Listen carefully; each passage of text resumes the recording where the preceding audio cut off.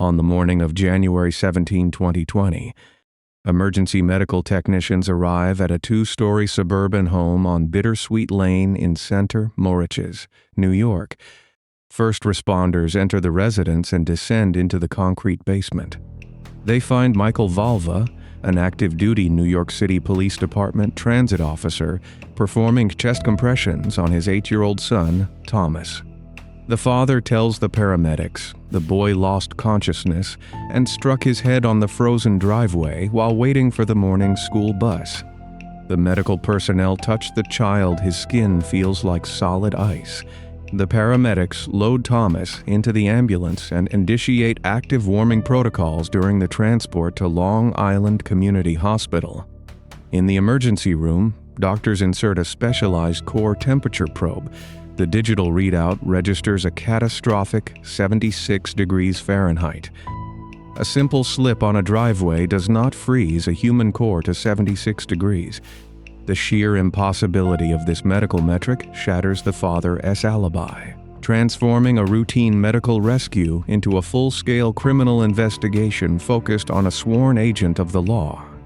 Center Moriches sits on the south shore of Long Island in Suffolk County, New York. It is a quiet, affluent hamlet defined by neat property lines, well-kept lawns, and a strong sense of suburban security.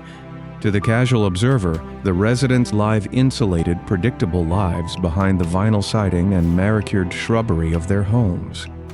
Before moving to this enclave, Thomas Valva entered the world in the year 2011. He grew into a bright, affectionate boy who lived on the autism spectrum.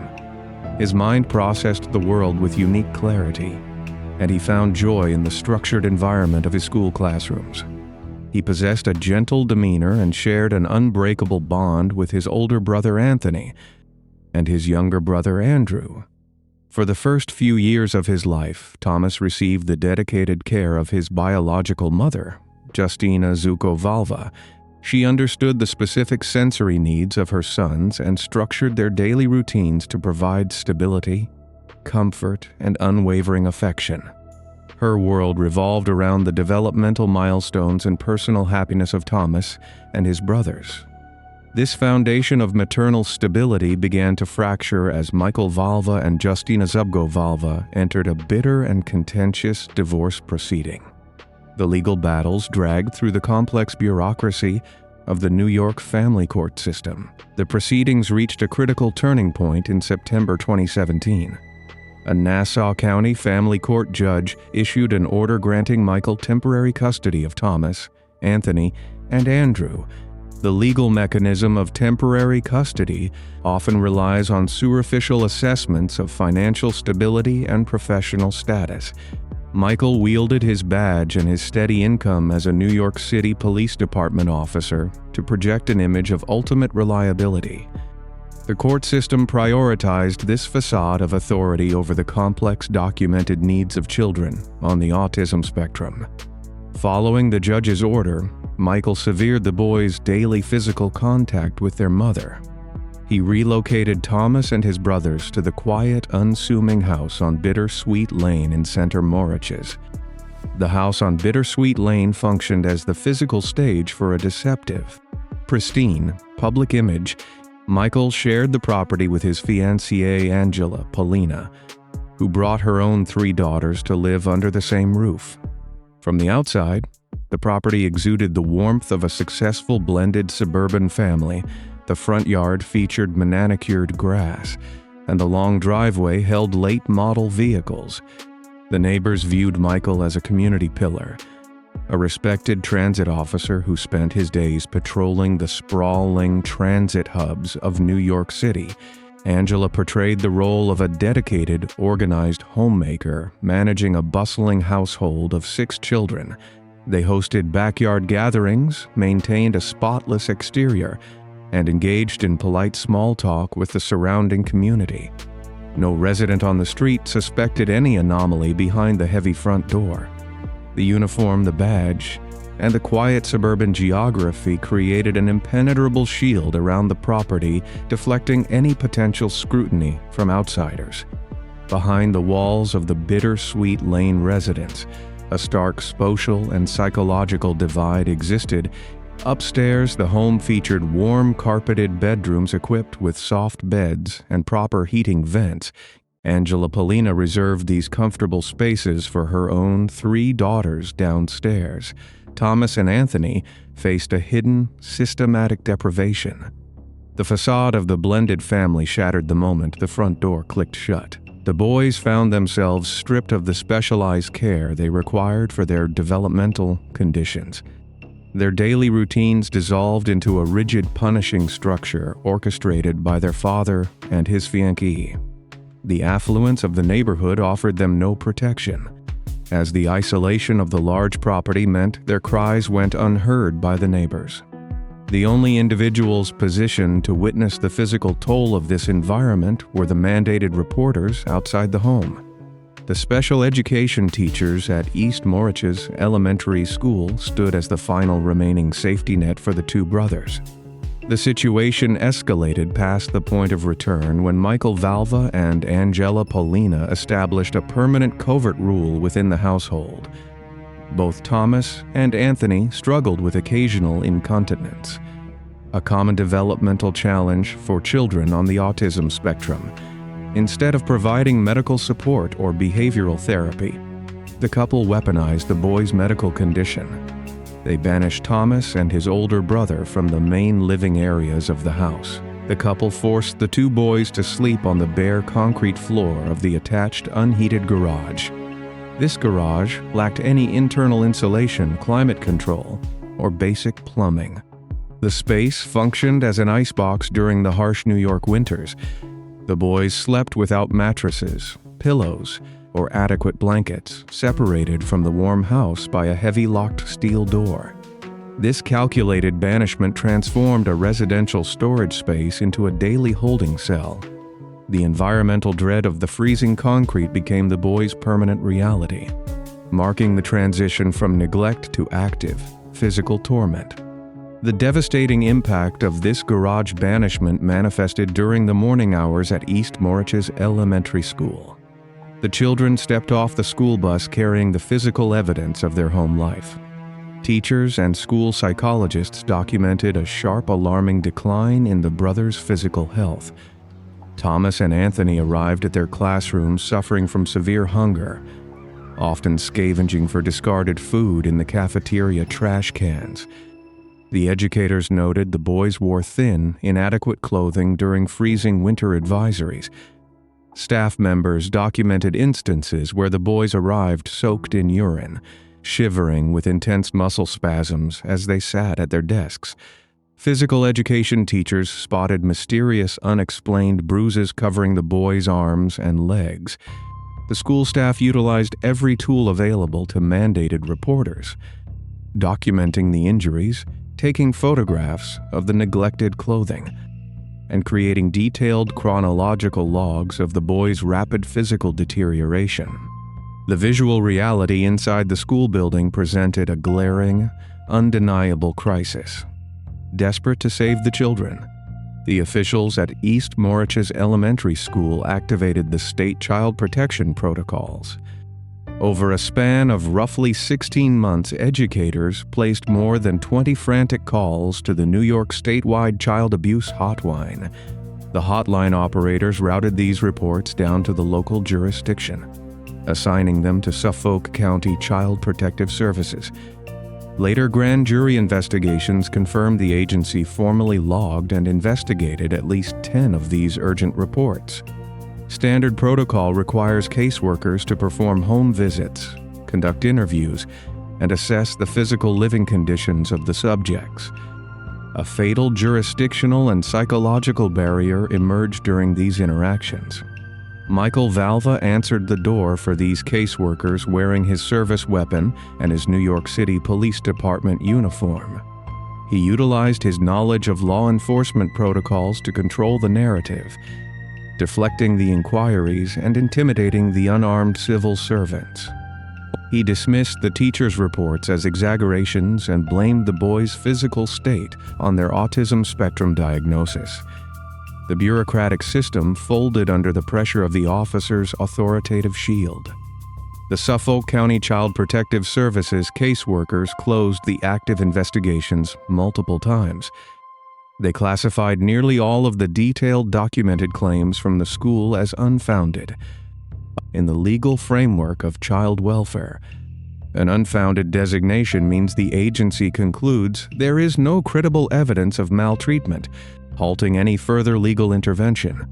Thomas' mother, Justina Zdubko-Valva, launched her own desperate legal campaign to break the father's custody hold.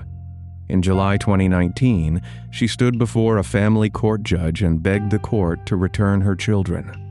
She submitted audio recordings, detailed notes, and explicit warnings stating the boys faced imminent physical danger in the Bittersweet Lane home. The rigid protocols of the family court system dismissed her extensive evidence as the typical hostility of a bitter custody dispute. The judge refused to alter the custody arrangement. The catastrophic failure of the Child Welfare Agency and the family court system removed the final line of defense, leaving Thomas and Anthony trapped with a predator who operated above the law. Inside the residence on Bittersweet Lane, Michael Valva and Angela Polina constructed a digital panopticon to monitor their captives. The couple installed a network of Wise brand security cameras throughout the property. They mounted these lenses in the kitchen, the living room, and the unheated attached garage. They designed this surveillance system to maintain absolute control over Thomas and Anthony rather than to deter outside intruders. The spatial geography of the home dictated a rigid hierarchy of human worth. On the second floor, heated air flowed through clean vents into bedrooms where the daughters of Angela slept beneath thick blankets. On the ground level, a heavy solid door separated the main kitchen from the raw cinder block and concrete of the garage. The Wise cameras captured the stark visual reality of this freezing space, recording the boys as they shivered on the abrasive floor. The couple stripped the garage of all soft materials, removing mattresses, pillows, and sleeping bags from the premises. The digital lenses recorded the children huddled together for warmth, their bodies curled against the freezing concrete, through the camera application on their cellular phones. Michael and Angela watched the boys endure the plunging autumn temperatures from the comfort of their heated master bedroom. Between October and December of 2019, the digital footprint of the couple revealed the depth of their coordinated cruelty. Detectives later extracted thousands of text messages exchanged between Michael and Angela during their daily routines. The cellular data exposed a constant stream of complaints regarding the boys and their complex medical needs. When Thomas or Anthony experienced incontinence episodes related to their autism spectrum diagnosis, Angela dispatched furious messages to Michael during his transit patrols. She demanded strict enforcement of the garage banishment. She ordered Michael to deny the boys access to the indoor bathrooms of the main house. Michael responded with messages confirming his compliance, assuring his fiancée that the boys would remain locked in the freezing storage space. The couple discussed the physical deterioration of the children with casual detachment, framing the boys as burdens rather than human beings. The text logs demonstrated a shared calculated effort to break the children through environmental exposure and forced isolation. The parents weaponized the basic biological functions of the children, turning a medical symptom into a justification for physical torment. During this same period in late 2019, the bureaucratic safety nets designed to protect vulnerable citizens unraveled. The investigations initiated by the East Moriches school staff hit a fatal dead end within the Suffolk County Child Protective Services apparatus. A specific legal loophole allowed Michael to shield his actions behind his law enforcement credentials. Standard protocols required caseworkers to visually inspect the home, but the rules lacked the legal authority to force entry or mandate medical examinations without a signed court order. When investigators arrived at Bittersweet Lane, Michael utilized his New York City Police Department badge to project immediate authority. He restricted caseworker access to the main living areas of the house and blocked visual inspections of the garage. He exploited the autism diagnosis of the boys, telling the caseworkers that the bruising and behavioral regressions were natural symptoms of their developmental condition. The caseworkers accepted the word of a sworn police officer over the frantic, documented warnings of special education professionals. They filed the final paperwork closing the active investigations, clearing the way for the abuse to continue without state interference. Simultaneously, the family court system ignored urgent motions filed by Justina Zubko-Valva, the biological mother of the boys. The court treated her detailed evidence of the freezing garage and the starvation of the boys as mere hyperbole designed to manipulate custody proceedings. This absolute failure of the institutional hierarchy granted Michael unchecked dominion over the property and the children trapped within it. The rigid chronology of the tragedy reached its final phase on the evening of January 16, 2020. Meteorological records for Center Mauricio show a severe winter weather system settling over Suffolk County that night. The outdoor ambient temperature plummeted to a bitter 19 degrees Fahrenheit. Inside the Bittersweet Lane residence, Michael locked Thomas and Anthony in the garage for the night. The heavy fire door slammed shut, cutting the boys off from the heated air of the main house. The garage contained no insulation against the freezing drafts seeping under the large exterior mechanical door. The children possessed no winter coats, heavy pajamas, or thermal blankets to trap their core body heat. They laid down on the exposed concrete floor, their bodies absorbing the freezing temperatures radiating through the foundation. The Wise security cameras captured the boys shaking with violent muscle tremors in the dark as the night progressed. Without access to a bathroom, the freezing conditions exacerbated the medical struggles of the boys. Thomas soiled his clothing during the early morning hours, adding cold, wet fabric to his severe environmental exposure. The human body requires immediate intervention when subjected to prolonged freezing temperatures, but no help arrived from the warm bedrooms upstairs. As dawn broke on January 17, 2020, the physiological effects of profound hypothermia overtook the 8-year-old boy. The indoor surveillance system recorded Thomas waking in a state of severe motor impairment. He attempted to stand on the concrete floor but suffered from acute ataxia, a complete loss of muscle coordination caused by extreme cold. He stumbled and fell to the floor multiple times, unable to maintain his balance or walk in a straight line. Michael Valva entered the freezing garage, discovered the soiled clothing, and reacted with intense rage. The audio sensors on the Wise cameras recorded the father screaming at his incapacitated son. The officer ignored the obvious signs of a critical medical emergency playing out in front of him. Instead of wrapping the child in warm blankets, Michael grabbed Thomas and forced him through the exterior door into the 19-degree backyard. The father dragged the stumbling boy to an outdoor water spigot attached to the side of the house. Michael turned the metal valve, grabbed the garden hose, and sprayed his son with freezing water to clean the soiled clothing.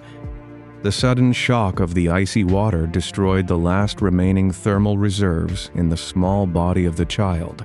The core temperature of Thomas Valva began a catastrophic, irreversible descent. The father dragged the limp, freezing child into the basement, setting the stage for the deceptive 911 call that would bring first responders to the house. Suffolk County Homicide Squad detectives arrive at Long Island Community Hospital. They review the 76-degree core temperature reading recorded by the emergency room physicians. This staggering medical metric shatters the alibi of the father in a single instant. A simple fall on a driveway cannot drain the thermal energy of a human body to such catastrophic levels. Physicians deploy specialized warming blankets and intravenous heated fluids in a desperate attempt to elevate the core temperature.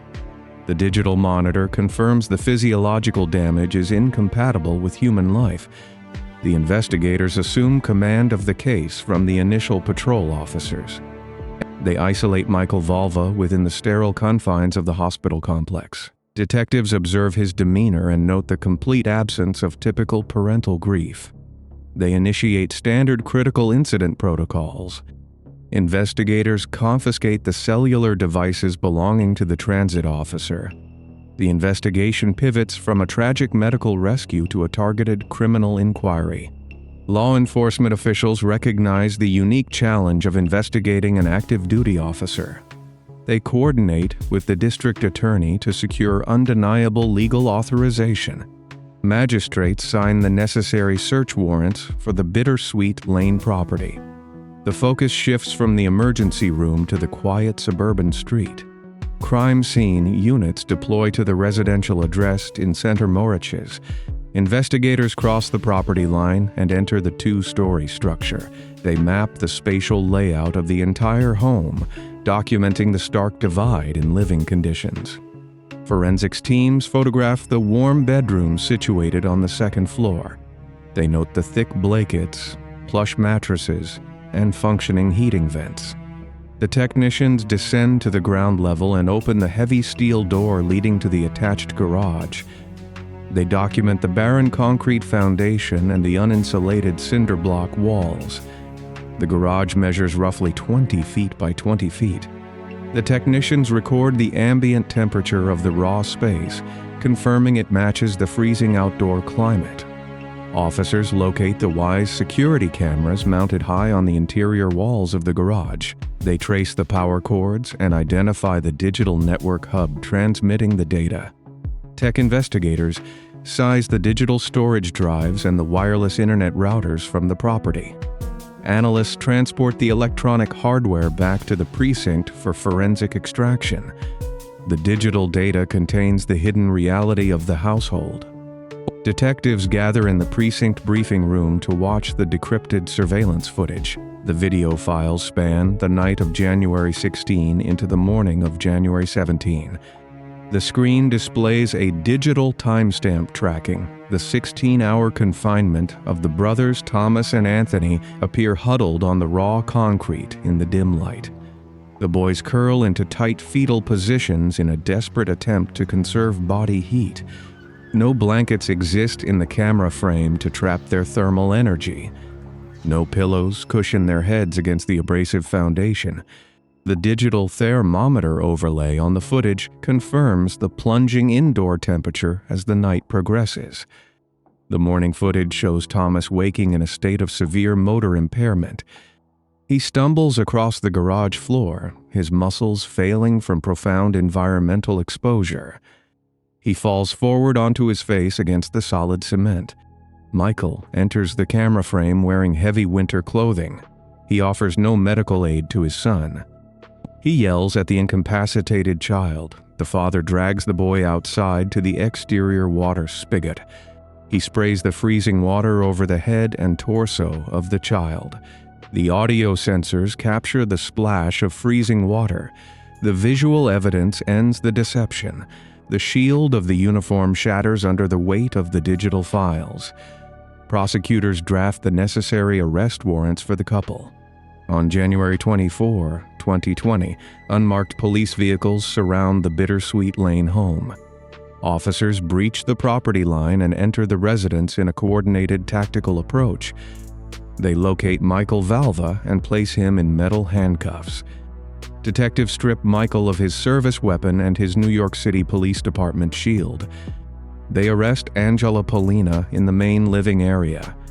Suffolk County authorities charge both individuals with second-degree homicide and 4 counts of endangering the welfare of a child.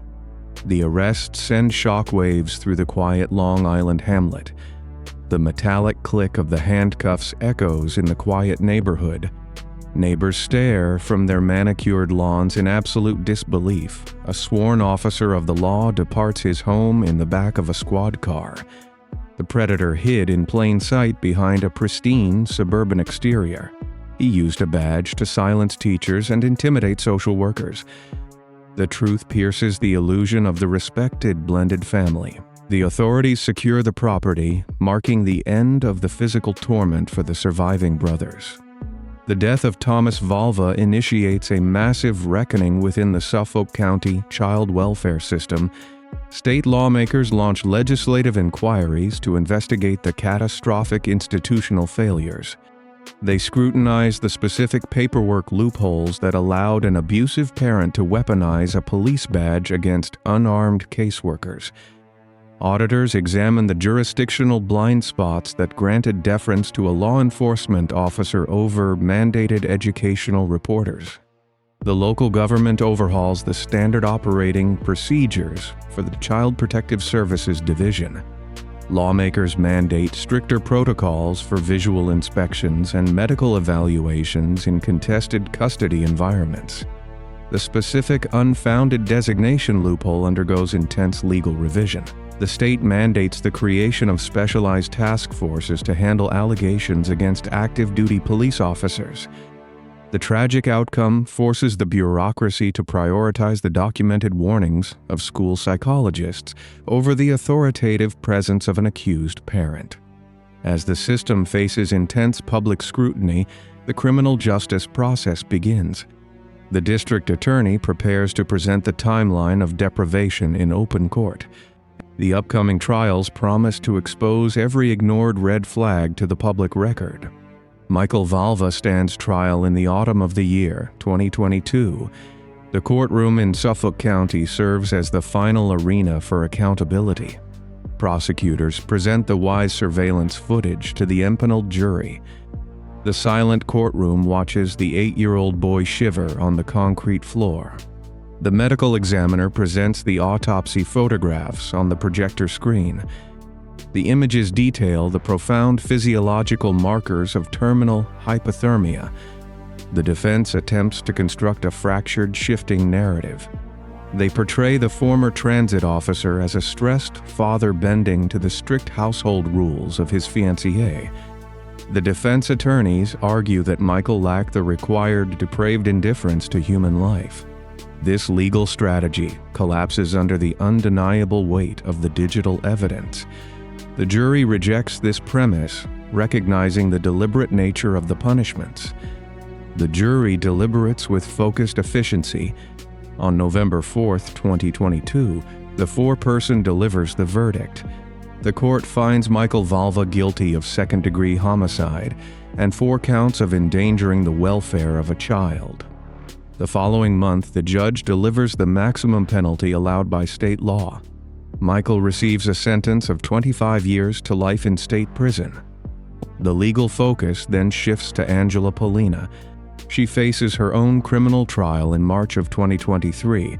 Prosecutors employ the exact same digital timeline and text message logs to dismantle her defense. The text records prove her active orchestration of the garage banishment. She claims she feared Michael and felt trapped in the relationship. The text messages contradict this claim, showing her issuing demands and setting the strict household rules. During her time on the witness stand, Angela admits her treatment of the brothers was evil. The jury remains unmoved by her courtroom testimony. The digital evidence of her sleeping in a warm bed while the boys froze dictates the outcome. On March 10, 2023, the foreperson reads her convictions for second-degree homicide and 4 counts of endangering the welfare of a child. In April of 2023, the judge addresses the defendant during the sentencing hearing. The court notes the calculated cruelty required to maintain the unheated garage protocol. The judge hands her an identical sentence of 25 years to life in state prison. The couple who turned a suburban home into a freezing cell share the same permanent fate behind bars. The prison sentences secure criminal justice, but the systemic rot requires a different battle. Justina Zubko Valva continues her fight for absolute accountability on behalf of her son. She launches a $200 million civil lawsuit targeting the institutions that abandoned the brothers. Her legal filings name Suffolk County and the specific Child Protective Services caseworkers. The civil litigation seeks to dismantle the bureaucratic immunity protecting the social workers. The lawsuit targets local school district officials and the specific family court judge who stripped her of custody. The legal documents detail every ignored warning and every dismissed audio recording. The filings highlight every failed protocol that left the boys trapped in the garage. The case of Thomas Valva remains a grim marker in the history of New York child welfare. The lawsuit stands as a permanent public record of the systemic betrayal. It exposes the fatal consequences of institutional deference to authority figures. Predators do not always operate on the fringes of society. They often patrol the streets in uniform, living in pristine houses on quiet, tree-lined streets. The memory of the gentle boy on the autism spectrum demands permanent vigilance from the systems built to protect the most vulnerable citizens.